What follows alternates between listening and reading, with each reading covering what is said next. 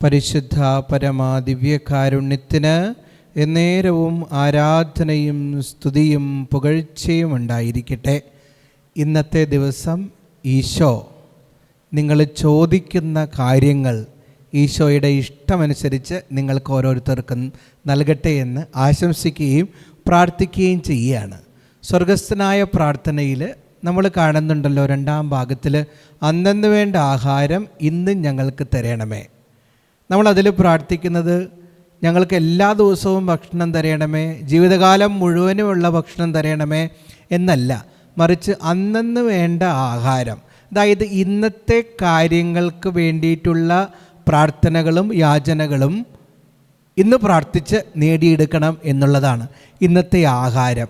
ഇന്നത്തെ നമ്മുടെ എല്ലാ ആവശ്യങ്ങളും ഇന്നത്തേക്ക് വേണ്ടി കർത്താവിനോട് ചോദിക്കുക. നാളെ വീണ്ടും ചോദിക്കണം, മറ്റന്നാൾ വീണ്ടും ചോദിക്കണം. അങ്ങനെ ഓരോ ദിവസവും കർത്താവിനോട് ചോദിച്ച് ജീവിക്കണമെന്ന് കർത്താവ് ആഗ്രഹിക്കുകയാണ്. നോക്കിയേ, നമ്മൾ കുഞ്ഞുങ്ങളായിരിക്കുമ്പോൾ കുഞ്ഞുങ്ങളുടെ സംസാരവും പുഞ്ചിരിയും ഒക്കെ ആസ്വദിക്കാൻ നമുക്ക് ഇഷ്ടമാണല്ലോ. അവരുടെ കൊഞ്ചലൊക്കെ ആസ്വദിക്കാൻ നമുക്ക് ഇഷ്ടമാണല്ലോ. ഇതുപോലെ ദൈവം ഉണ്ടല്ലോ, നമ്മളെ ഒരുപാട് എൻജോയ് ചെയ്യുന്നുണ്ട്.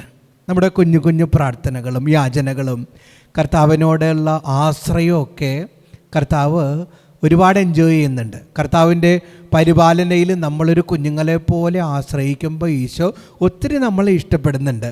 അപ്പോൾ നമുക്ക് ഇന്നിൻ്റെ പ്രാർത്ഥനകളെല്ലാം സമർപ്പിക്കാം. ഇന്ന് മെസ്സേജ് ബോക്സിൽ ഈശോയെ എന്നെ ഇന്ന് നയിക്കണമേ എന്ന് ടൈപ്പ് ചെയ്ത് അയക്കാനായിട്ട് പരിശ്രമിക്കുക. ദിവ്യകാരുണ്യനാഥൻ നിങ്ങളെ അനുഗ്രഹിക്കട്ടെ.